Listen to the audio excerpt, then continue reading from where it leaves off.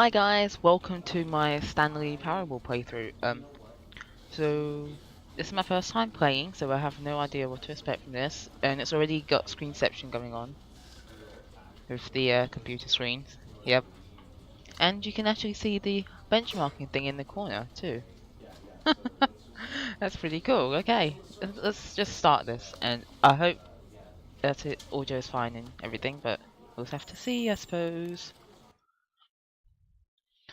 The end is never the end. Oh, this sounds like it's going to be a total mindfuck game. Oh, great. I figured I'd have a look at this because people are always sort of giving it amazing reviews, and I've never really played it, so it's be interesting, I think. Well, I hope at least. This is the story of a man named Stanley. Stanley worked for a company in a big building where he was employee number 427. Employee number 427's job was simple. He sat at his desk in room 427 and he pushed buttons on a keyboard. Orders came to him through a monitor on his desk, telling him what buttons to push, how long to push them, and in what order. This is what employee 427 did every day of every month of every year. And although others might have considered it soul-rending, Stanley relished every moment that the orders came in, as though he had been made exactly for this job. And Stanley was happy. And then one day, something very peculiar happened. Something that would forever change Stanley. Something he would never quite forget. He had been at his desk for nearly an hour when he realized that not one single order had arrived on the monitor for him to follow. No one had showed up to give him instructions, call a meeting, or even say hi. Never in all his years at the company had this happened, this complete isolation. Something was very clearly wrong. Shocked, frozen solid, Stanley found himself unable to move for the longest time. But as he came to his wits and regained his senses, he got up from his desk and stepped out of his office. Okay then. So, it seems to be about some guy named Stanley. Oh wow, that seems to be some quick movements going on there, okay. So, he works in his office pressing buttons all day, just forever, and for some strange reason he's stopped getting his All of his orders through. co-workers were gone. What could it mean? Stanley decided to go to the meeting room. Perhaps he had simply missed a memo. Door shut behind us. Okay, where's the meeting room? So he's got his own little office room then, and they've all got their little sort of office sectioned off things. Can we see outside? No. Okay, what's this way? Oh, there's still no one here. How peculiar. Hello? No one? But look, there's a ladder and there's a thing there. Okay, this way. Huh. When Oh, Stanley came to a set of two open doors, he entered the door on his left. okay. I'm going this way. I guess it's the right way. What are these corridors? Oh. Yet there was not a single person here either. Feeling a wave of disbelief, Stanley decided to go up to his boss's office, hoping he might find an answer there. This is a very dark room. Very dark meeting room, but they have got presentation on. Oh, what? Using slides to show employees that everything is okay. Huh. Okay. So, what? What's this slideshow for? Who's even working it? Is it automated? Number of slides on this slide. Okay, I'm going now. Oh, door shut. Coming to a staircase, Stanley walked upstairs to his boss's office. Okay then. No?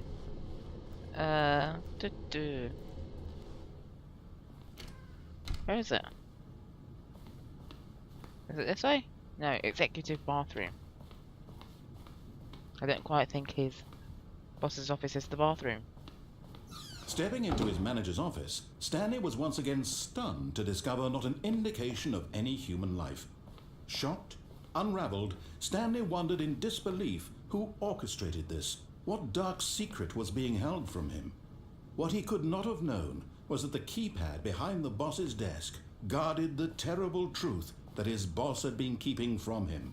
And so the boss had assigned it an extra secret PIN number, 2845. But of course, Stanley couldn't possibly have known this.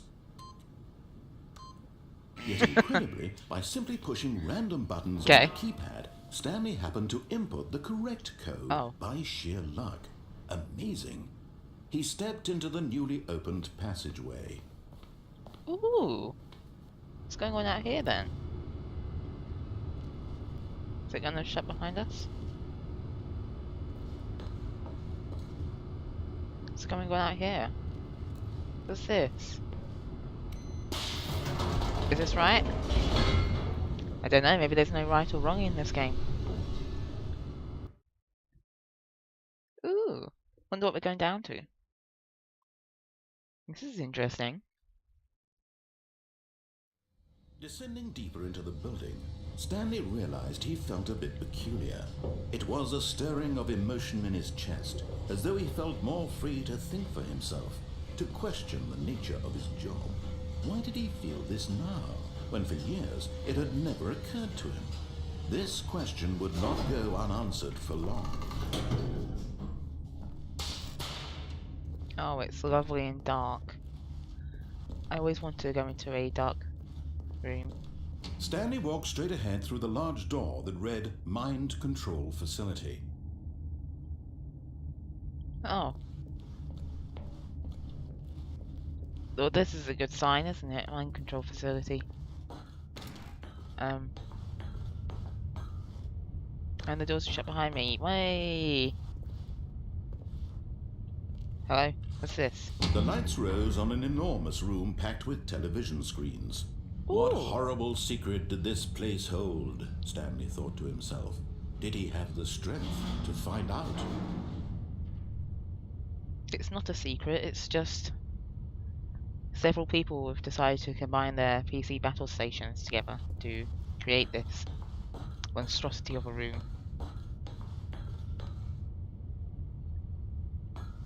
They've got some really tiny lights, though, don't they? So there's people here with their things. What's this? Now the monitors jumped to life, their true nature revealed. Each bore the number of an employee in the building, Stanley's co-workers. The lives of so many individuals reduced to images on a screen, and Stanley, one of them, eternally monitored in this place where freedom meant nothing. Wow, that's a lot of screens. What's going on with that one? Oh. Where's our one? There it is. We found our room. I think. Okay. Now what? Oh, I guess we go this way. This is an odd place though, isn't it, this room? Like this. This mind control facility, it was too horrible to believe. It couldn't be true. Had Stanley really been under someone's control all this time? Was this the only reason he was happy with his boring job? That his emotions had been manipulated to accept it blindly? Apparently so. No. He refused to believe it. He couldn't accept it. His own life in someone else's control? Never. It was unthinkable. Wasn't it? Was it even possible? Had he truly spent his entire life utterly blind to the world? But here was the proof. The heart of the operation.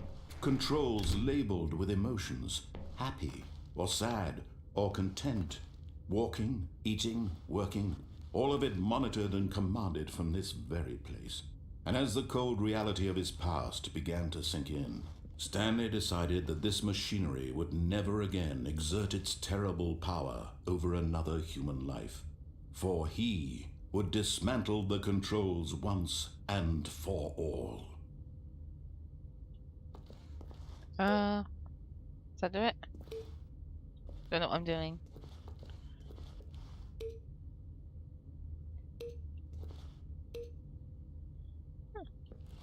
Okay, so these are all different buttons. Is it a puzzle? I'm just pressing all the buttons. I'm assuming it's something to do with red buttons, because it's always to do with red buttons. It's probably not though, I'm probably just being stupid. Ooh. It's so dark here. Am I going this way? I must be going this way. It's kind of odd though, isn't it, that they just randomly turn it off. And when at last he found the source of the room's power, he knew it was his duty, his obligation, to put an end to this horrible place and to everything it stood for.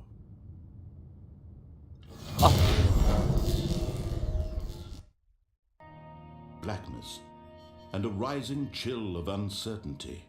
Oh god, it is black. Was it over? Yes. He had won. He had defeated the machine, unshackled himself from someone else's command. Freedom was mere moments away. And yet, even as the immense door slowly opened, Stanley reflected on how many puzzles still lay unsolved. Where had his co-workers gone?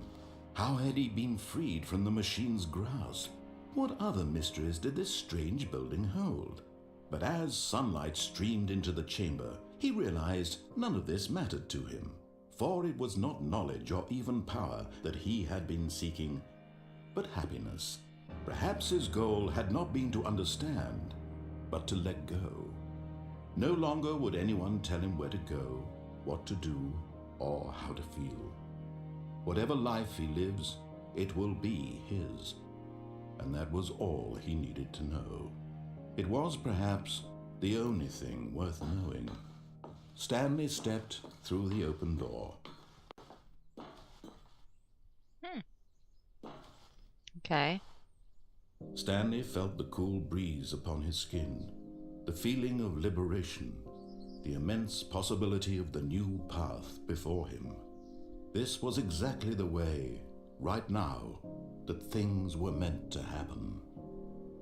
And Stanley was happy.